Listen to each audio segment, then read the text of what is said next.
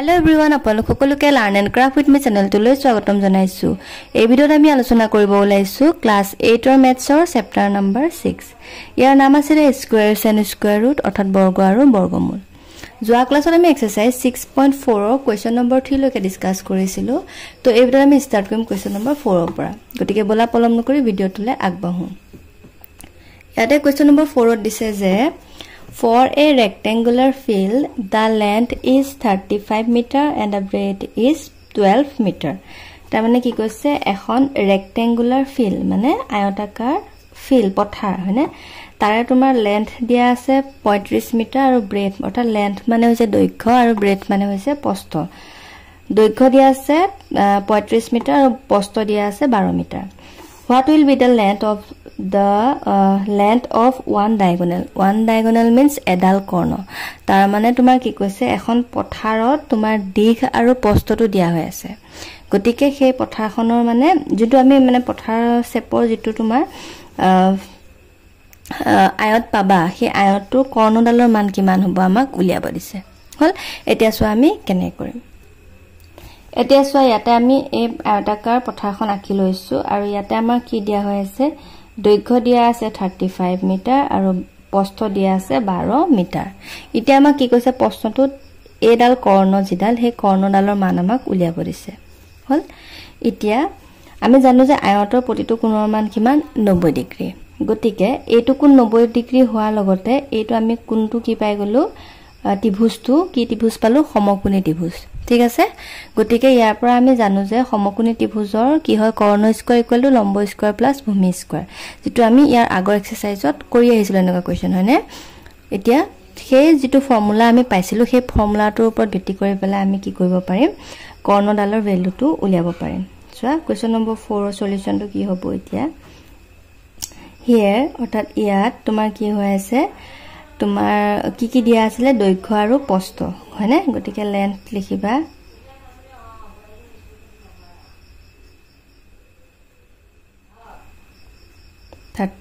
metre breath টো তোমাৰ কিমান আছে 12 মিটাৰ হল এতিয়া ডায়াগোনাল অৰ্থাৎ কৰ্ণ is equal to question mark বুজি পালানে কৰ্ণডালৰ মান উলিয়াব লাগিব এতিয়া চোৱা ইয়াতে আমি লিখিছো যে ইউজিং পাইথাগোৰাছ থিওৰেম অৰ্থাৎ পাইথাগোৰিয়াল উপপাদ্য মতে আমি কি লিখিম কৰ্ণ স্কয়াৰ কৰ্ণডাল আমাৰ ইয়াতে আমি AB ধৰি লওঁ ABCD হল কৰ্ণ মানে হৈছে AC মানে AC স্কয়াৰ ইকুৱেল টু লম্ব স্কয়াৰ প্লাস ভূমি স্কয়াৰ লম্ব হৈছে AB স্কয়াৰ প্লাস ভূমি মানে ভূমিটো হৈছে BC বুজি পালানে বাৰু এতিয়া চোৱা কৰ্ণ মানটো আমি নাজানো গতিকে কৰ্ণ জায়গাত AC স্কয়াৰ লিখিছো AB জায়গাত তোমাৰ কিমান আহিব চোৱা AB মানে হৈছে এটো 12 হ'ব ন তো 12 স্কয়াৰ প্লাস ইফালে BC মানে হৈছে 35 গতিকে 35 স্কয়াৰ স্কয়াৰ কৰা কিমান হ'ব 12 গুণ 144 তে 35 ক স্কয়াৰ কৰিলে কিমান পাবা কৰিছোৱা 5 গুণ 25 আৰু ইফালে আমি এটো শৰ্ট নিয়মটো শিকিছিলো না এককৰ ঘৰত 5 থাকিলে কেনে কৰে 3 4 গুণ 12 হল প্লাস 1 2 2 5 হল দুইটা প্লাস কৰিলে কিমান পাবা 1369 হল তে 1369 ৰ তোমাৰ কি লাগিব এটা বৰ্গমূল লাগিব হয়নে তে এটাকে 369 is equal to কিমান হ'ব আমি এটা উলিয়াব লাগিব ইয়া বৰ্গমূলটো উলিয়ালে আমাৰ উলাই যাব হয়নে তে বৰ্গমূলটো উলিয়াই দিয়া 1369 মাত্ৰা দিয়া ওপৰত 13 পালা এটা কিমানে যাব এতিয়া চোৱা কেনেকৈ আছিল নিয়মটো আমাৰ একে সংখ্যায় পূৰণ কৰিব লাগে হয়নে এতিয়া যদি আমি চাও 3 3 গুণ 9 4 4 গুণ 16 এতিয়া 16 হলে ডাঙৰ হৈ যাব গতিকে আমি 3 দিবা 3 বাৰ দিও 3 3 গুণ কিমান 9 13 নগল থাকিল 4 তে 69 টো নমাই দিয়া একেলগে হল তাৰছত 3 3 তোমাৰ ইফালে কিমান হ'ব 6 যোৱা ক্লাছত আমি ভালৰে বুজিছিলো এনেকুৱা হয় না কি কৰিব লাগে এটা 6 কেনেকৈ পালা 3 যোগ 3 কৰিছো হল তে 6 লগত এখিনি তুমি এনেকুৱা এটা সংখ্যা লব লাগিব যেটো ইয়াটো লব লাগিব মানে একে হ'ব লাগিব আৰু এটো সংখ্যা উলাব লাগিব এটা আমি যদি চাও 3 3 গুণ তুমি কিমান পাবা 9 আৰু 7 7 গুণ 49 তাৰমানে আমি কি কৰিছো কোনকেইটা সংখ্যা স্কয়াৰ কৰিলে এককৰ ঘৰত 9 পায় হেতু চাইছো মানে হল এটা 3 দিছো আৰু 7 দিছো প্ৰথমতে আমি 7 দি চাও 67 * 67 কৰিলে তুমি কিমান পাবা সো ইয়াতে 7 হ'ব লাগিব ন 7 7 গুণ 49 9 উকলিব 4 6 4 গুণ কিমান 6 7 গুণ 42 42 4 46 হল তাৰমানে তুমি কিমান লব লাগিব ইয়াতে 7 লব লাগিব ইয়াত 7 লোৱাৰ লগতে ইয়াতো 7 আহি গল তো 469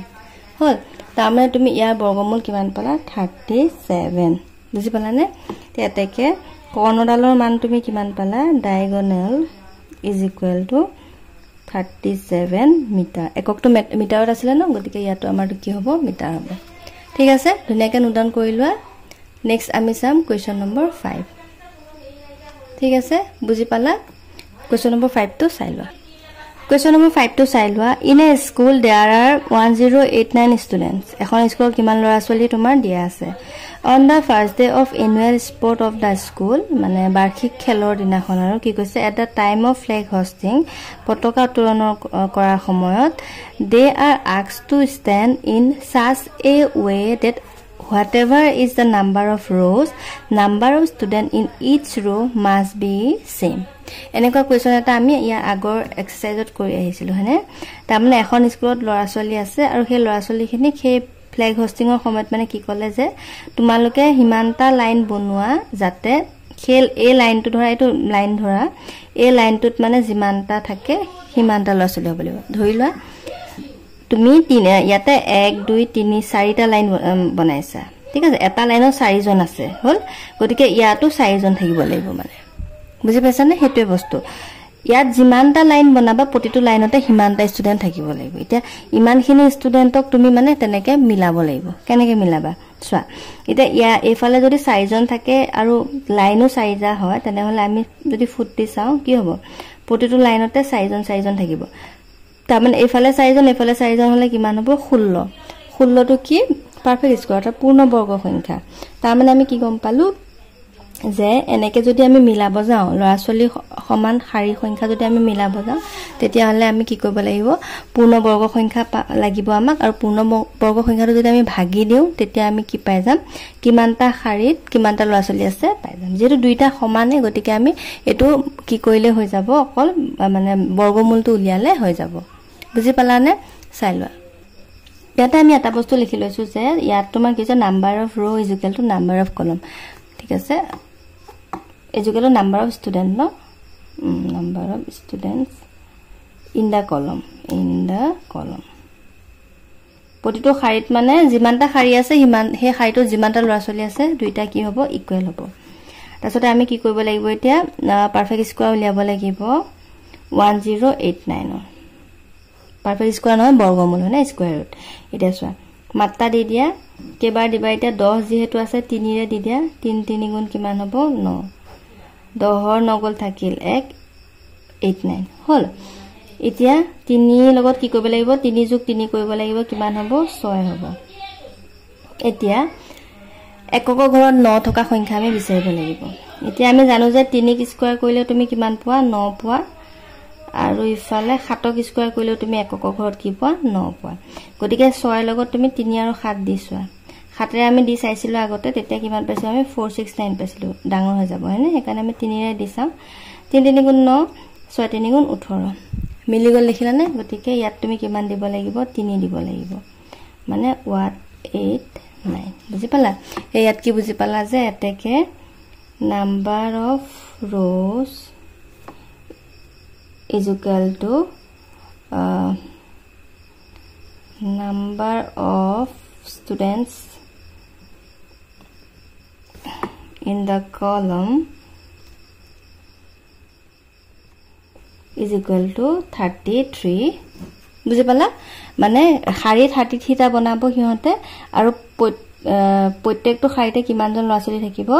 মানে এনেকে 33 টা শাৰী বনাব আৰু প্ৰতিটো শাৰীতে 33 টা ল'ৰাছলি হ'ব মানে বুজি পালা